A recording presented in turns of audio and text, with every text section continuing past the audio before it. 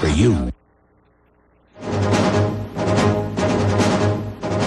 Alaska Air 261, the final moments before the fatal crash.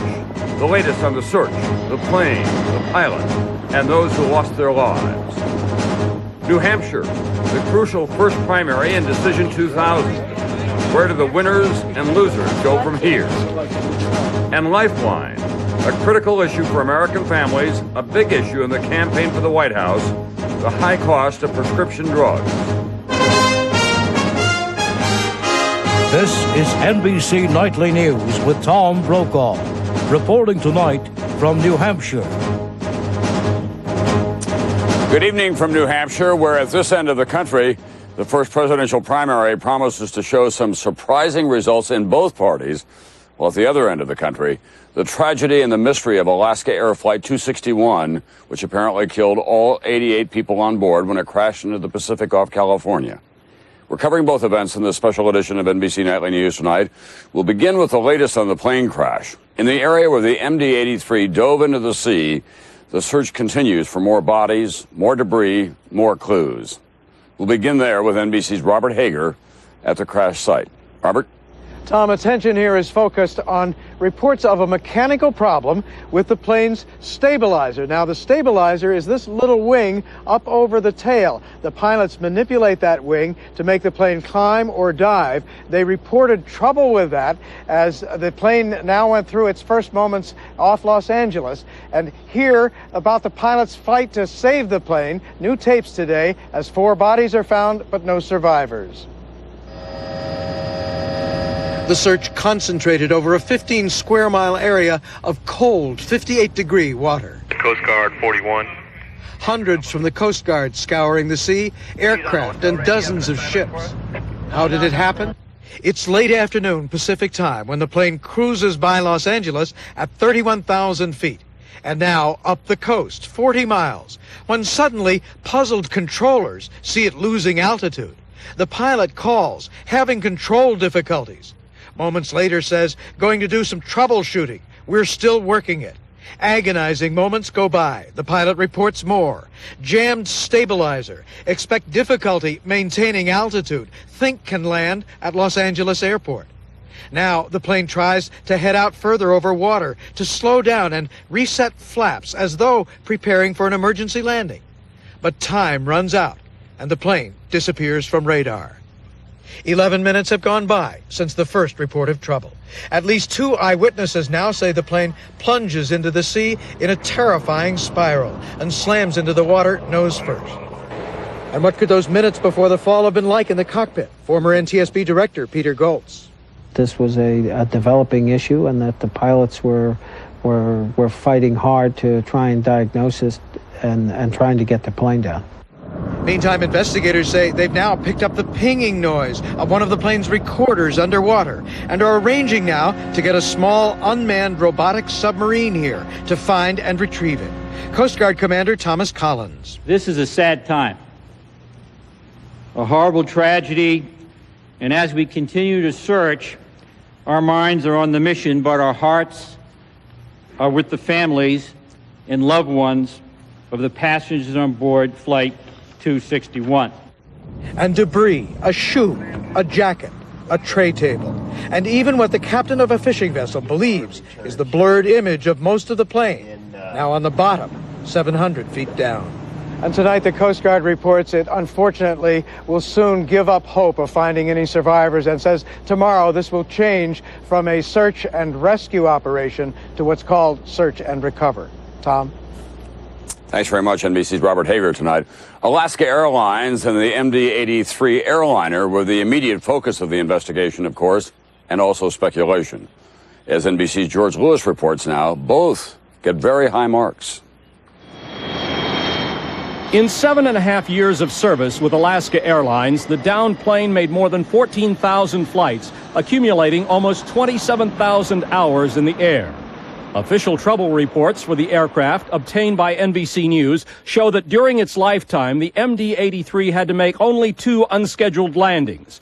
The first due to a problem with an auxiliary power generator in 1994, and the second an engine failure in 1995. All other problems with the plane apparently minor in nature. We have no reason to think there was anything unusual about this airplane whatsoever. The MD-80 family of twin-engine jets includes 1,180 planes servicing more than 50 airlines. Aviation experts give the plane high marks for safety. Alaska Airlines has had it in service ever since first delivery in 1984. A very long experience with it, an excellent experience, excellent safety record with it. There is an official FAA service advisory ordering airlines to check for corrosion problems on the stabilizers of MD-80s, an inspection that Alaska Air had not yet performed on the downed plane, something the airline minimizes. The important thing to remember is that this is one of a number of service bulletins that are issued on all sorts of aircraft every day, and we were well within the time frame to complete the inspection. And what about Alaska Airlines? How does its safety record stack up? Again, according to the experts, the record is excellent. Michael Barr runs the aviation safety program at the University of Southern California. They haven't had a fatal accident since 1976, which is really, considering the weather they fly in, places like Ketchikan, Fairbanks, Juneau, it's really been outstanding. So tonight, a puzzle, an aircraft and an airline, both with outstanding safety records, raising a question. Just what went wrong on Flight 261? George Lewis, NBC News, Los Angeles. And back here in New Hampshire, they're calling this election Independence Day because the very substantial independent vote appears to be determining the big picture tonight. Voting still is underway at precincts here in Manchester, the state's largest city, but most of the polls will close at 7 Eastern Time. NBC's Tim Russert has been looking at what voters said as they left the polls today. And Tim, we knew that independent vote would be important, and it looks as if it will be critical tonight. Absolutely, Tom. Independent voters can vote in either the Democratic or Republican primaries, and they are. It appears that 1 out of every 3 voters in New Hampshire tonight is going to be a registered independent. That could be very good news for Bill Bradley and John McCain. What about on the Republican side? There was that big closing debate about should we use all the money to cut taxes or should we preserve Social Security? Did that cut in this election? It sure did, Tom, and you can see our graphic here, evenly divided amongst people who voted in the Republican primary. 45% say cutting taxes is top priority. 44% said strengthening Social Security. That also could be interpreted as good news for John McCain, who was taking a position contrary to traditional Republican philosophy. And George Bush, is he experienced enough? Tom, our voters think overwhelmingly George Bush is experienced enough. 63% say he has the requisite knowledge. And we asked about John McCain's military record.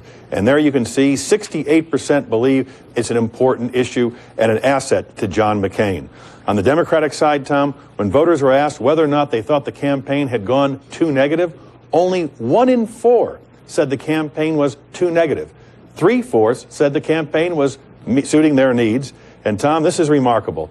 8 of 10 people said that they had watched the debates on both the Democratic and Republican side. And in New Hampshire tonight, Tom, 1 of every 3 voters said they either had met a candidate or seen a candidate in person. Remarkable. What about changes in tactics on the Democratic side? Tim, what can we expect in the weeks ahead? Bill Bradley has just sent a letter to Al Gore, Tom, requesting that he debate him once a week for the remainder of the campaign, beginning this Sunday. Al Gore has replied that he wants to debate, but he wants to do it on mutually agreed terms, and he still wants Bill Bradley to cut out his paid advertising as a condition for debate. Stay tuned. All right. Thanks very much, Tim Russert, tonight. Now let's check in with our correspondents to see how the campaigns are taking all of this. NBC's David Bloom tonight and Claire Shipman. David, give us the picture on the Republican side. Well, Tom, with turnout running high on those independent voters that you mentioned, casting a large number of ballots in the Republican race, the McCain camp is brimming with confidence tonight, and Bush aides appear resigned to defeat. Greeting voters this morning, an exuberant John McCain points to early results from the tiny northern New Hampshire towns which vote overnight. 1917, timber, the landslide has begun. Governor Bush also predicts victory, but in truth, his campaign is already looking ahead to the next big Republican contest in South Carolina. Bush aides argue that even if McCain wins here, he can't duplicate that feat anywhere else. This is a long haul. I'm a patient man, got a disciplined campaign. But interviews with dozens of voters here today suggest a possible problem for Bush. Namely, that many New Hampshire voters don't believe the Texas governor is prepared to be commander-in-chief. I think he's living out the reputation of his father. The whole foreign policy, it doesn't seem like Bush has that experience yet. But tonight, a top Bush aide argues that McCain has, quote, spent months running for president of New Hampshire, not president of the United States. He argues a McCain victory here would be an anomaly. Still, like Bush, McCain is already looking ahead to South Carolina. And tonight, a top McCain operative argues that Bush's support there is, quote, as thin as goo. Tom? Thanks very much, NBC's David Bloom tonight. Well, the independent vote is also having a big impact on the Democratic race as well. And Claire Shipman joins me now with what's going on in that race. Claire? Tom, Bradley's team is very hopeful tonight that that independent vote will be helpful to them. Remember, until just a few weeks ago, Bill Bradley was running steadily ahead of Al Gore in the polls here. Gore's Iowa wins seemed to turn that around, and now both candidates view New Hampshire as a critical victory in the battle for the nomination. In a hard-fought and contentious battle, both candidates making a last-minute push for votes. How are you? Hope you give me a hand today. You bet.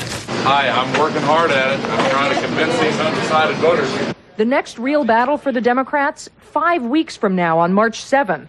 Between then and the 14th, there's a critical sweepstakes of 29 primaries and caucuses. And both men start campaigning for two of the biggest prizes tomorrow, both flying from here to New York, a state that most think favors Bradley, and then on to California, where Gore is a favorite. And the polls aren't even closed, but the spin teams are already in full force tonight. Gore's campaign, which had hoped for a 5-point win, arguing, look, if we win by 1 point, we'll be happy. Bradley's team saying if we come close, we'll consider that a victory. Tom? Thanks, Claire. We'll have more on those independent New Hampshire independent voters later in the broadcast. Up next, the victims of Flight 261, NBC News in depth tonight, those who lost their lives, and the families and friends who mourn their passing. It's just absolutely inconceivable to us that anybody so young and so passionate and full of life and energy and enthusiasm could be taken from us so abruptly. The lives lost when Flight 261 went down in the Pacific. That's tonight's In Depth. I want to feel control over chaotic surroundings. Engaging DeVille DTS North Star system. And to take on every part of my world. Commencing OnStar communications and assistance services. And have a nightlife. Projecting night vision. All systems go. The all-new DeVille DTS. The power of and. The fusion of design and technology. Cadillac.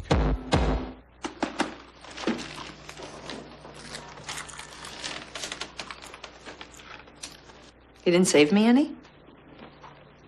There wasn't enough. Quaker Toasted Oatmeal Squares. You haven't wanted a cereal this badly since you were a kid.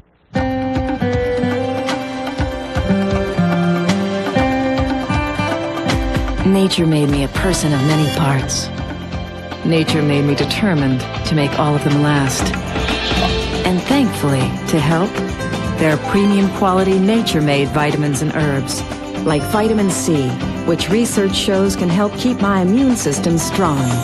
There's no stopping me, because nature made me. Giving 100% is a way of life here in Wisconsin Rapids. So only 100% juice goes into Northland brand juices, while some cranberry drinks have as little as 18% juice. But at Northland, we always give 100%. So, how you doing? Oh, miserable. What? Breakfast time, we sit around while folks pop something sweet from the toaster. Oh, yeah. What's not to love? Real eggs. Hey, bacon. And cheese. Say, what if somebody wrapped us up in a pastry crust and popped us up? Pillsbury Toaster Scrambles. Real eggs, smoky bacon, creamy cheese in a flaky pastry crust right in your grocer's freezer. Mmm. Pillsbury Toaster Scrambles. Look out, sweet stuff. On an interactive Dateline Tuesday, it was a gruesome family crime played out right in front of the TV cameras.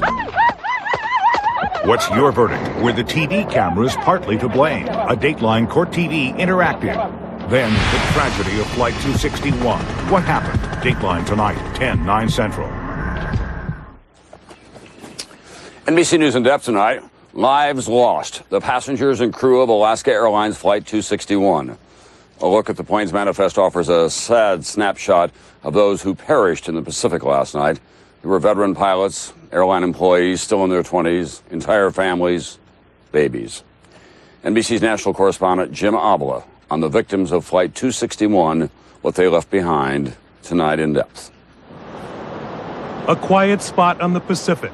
Flowers and a simple cross to mark the pain. Shock, now grief. A crash at sea. Alaska Airlines Flight 261 was involved in an accident today. 88 lives from the captain, Ted Thompson, veteran aviator, cherished father. We'd like to thank everyone for their heartfelt condolences. And we want to make sure everyone knows that it would make my dad happy to see how many people saw him as a father, a brother, and a friend. And then those in the back of the plane. Total loss. A doctor. His entire family of 6. Pictures on a now empty desk. His co-workers telling Dateline NBC the Clemensons were returning north from a family vacation in Mexico. He loved his patients. He loved his family. His family was so important to him. Across town at the Seattle Times, a newsroom mourns the loss of the paper's wine critic, Tom Stockley. He was just a wonderful human being, and everyone liked him. I don't think he had any enemies in the world. The number of people who die in plane crashes in this country every year remains small, an average 84 through the 90s. But every time an airliner goes down, the surviving family members are put through a lifelong trauma. In Philadelphia this morning, Chad Gruel packs his bags, heading cross-country to Seattle to manage his brother Craig Polanco's affairs. I keep thinking of him being in the plane. And what he must have been going through, and as of course the other passengers too, and I just try to stop myself from thinking about it because I can't right now. Psychologist Robert Butterworth says the immediate effect of sudden loss is helplessness. Some family members never recover. I think people are feeling isolated and alone, and I think that even when strangers come up and just say, we feel for you, or, you know, we know, at least in a limited sense, how it feels, it comforts them.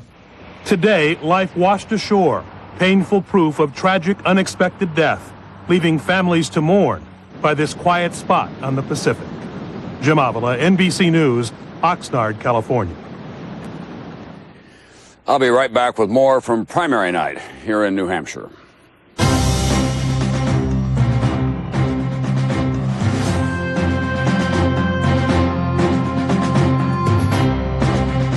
When I got arthritis, I thought my gardening days were over. But my doctor said activity helps. And to make it easier, he recommends Advil. Nothing's been proven stronger on arthritis pain. Advil works beautifully. Advil, stronger than pain. I should have used Preparation H. Cool it fast with Preparation H Cooling Gel. Cools on contact for fast relief. Preparation H Cooling Gel cools on contact. Ouch! Pain again? I thought your dentist said brush with Sensodyne every day. I stopped when the pain stopped. Keep using it. It keeps working. Sensodyne every day. And try Sensodyne Extra Whitening for brighter teeth every day. Got those no Folgers to wake us up blues. Need that fresh mountain grown taste to start the day. For the blues to start flowing away. Got that good feeling coming on. With Folgers hot, steamy, and strong. Oh yeah.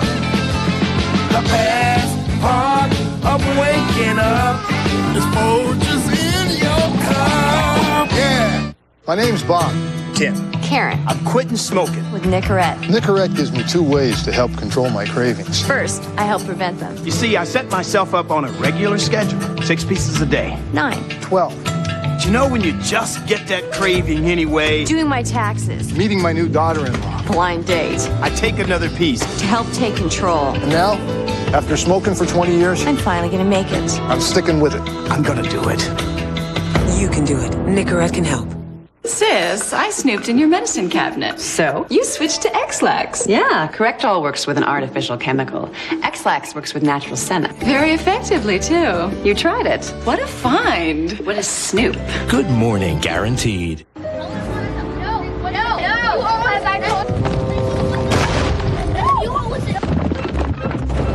Now there's a Chevy Venture with flip and fold seats and a built-in entertainment system. I knew I should have taken a left turn at Albuquerque. Fun things are bound to happen when Chevy and Warner Brothers get together. Introducing the new Warner Brothers edition from Chevy Venture, the most versatile minivan ever. One quick call can help you learn more. Let's go! Parents want to know. What's the right age for my child to have a sleepover? Or go to one. When should he get an allowance? How much should it be? Our special series continues with answers. Tomorrow on Today. The summit in Silicon Valley, coming to MSNBC. A record-breaking day today for the U.S. economy, beginning its 107th month of uninterrupted expansion, the longest sustained economic growth in this nation's history. On Wall Street today, investors extended yesterday's buying session, so the Dow was up more than 100 points. NASDAQ was also up sharply today, almost 112 points. Now to our Lifeline report. One of the issues that voters here in New Hampshire and all across the country say they're most concerned about: health care. One of the biggest problems, the high cost of prescription drugs, the desperate choices many older Americans are forced to make. Who's promising to fix this, and how? More now from NBC's Lisa Myers. The biggest problem in Betty Butler's life: how to pay $130 a month for prescription drugs that keep her healthy enough to dance every Saturday night. She's so desperate, she even took a bus 3 hours to Canada recently to buy pills at half the price. I think we deserve a better deal than this. We grew up and had our families. We should at least have a good deal on getting pills instead of going to another country and getting it. Denise Daigle says she's too embarrassed to go to Canada. She actually stopped filling prescriptions for critical health problems because she couldn't afford the $350 a month. This is for what? For the heart medication. The heart trouble. What happens when you don't take heart medication? My heart gets out of whack. And it's scary. Daigle went to a presidential town meeting demanding answers. What are you going to do for me and the many others like me? We must immediately act to provide you with the prescription drugs that you need for your life. The cost of prescription drugs has become a huge political issue, near the top of the polls nationally and here in New Hampshire, where almost half of older Americans do not have any insurance to pay for drugs. Republicans McCain and George W. Bush favor helping low-income seniors earning up to about $16,000 a year buy drugs. Democrats Gore and Bradley would help all seniors. Gore would pay half of drug costs up to $2,000 a year. Bradley would have seniors pay the first $500 themselves, then pay most costs after that. Butler says anything would help. It's hard to face this. Really, it is hard. Daigle remains skeptical, says she's not counting on the politicians anyway. Lisa Myers, NBC News, Manchester, New Hampshire. I'll be right back.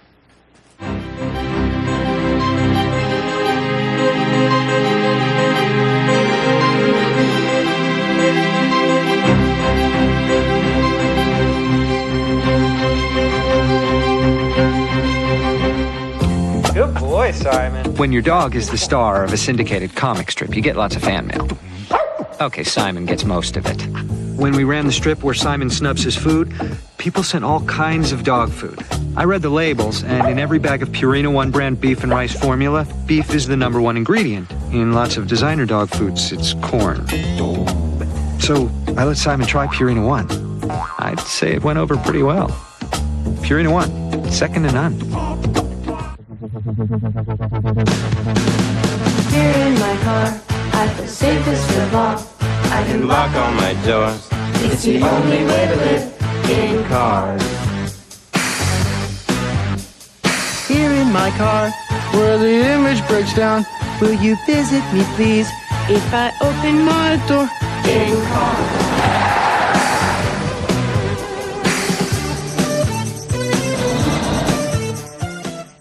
Have you tried these yet? Specialized blends from one a day. Not just herbs. Herbs, vitamins, and minerals for things like memory. Have you seen my keys? Where are the keys? 83. And energy. Excuse me. Excuse me. Even tension and mood. Help your body help itself with one a day specialized blends. They're just what you need to feel your best. You see what Duvall did yesterday? Yeah. He shouldn't have laid up on that short par 5. He should have used the 3. Wouldn't gone for it. What was he thinking? See what Teltex did yesterday? Yeah. They should have offered $68 a share for that Italian multinational. They should have acquired something with less long-term debt, better distribution in Pacific Rim. When we created a smarter kind of investment firm, we created a smarter kind of investor. Dumb. Helping people see is our calling. It's what drives us all at LensCrafters, the ability we have to give people better vision. We all feel that way. It's who we really are as people. When someone comes to LensCrafters, they're asking me to help them see. The smile that I get when people try on their glasses for the first time, that's what it's all about. We all have the power to affect a life. It's incredible. Every hour, every day, we're helping someone see. Just ahead at 6, a hero's welcome for the Titans in downtown Nashville as thousands of fans show their appreciation and the team reacts to the fans. Also, what would you think about free parking downtown? A new proposal could make running a quick errand downtown easier, but could also cost tax money. The news is next.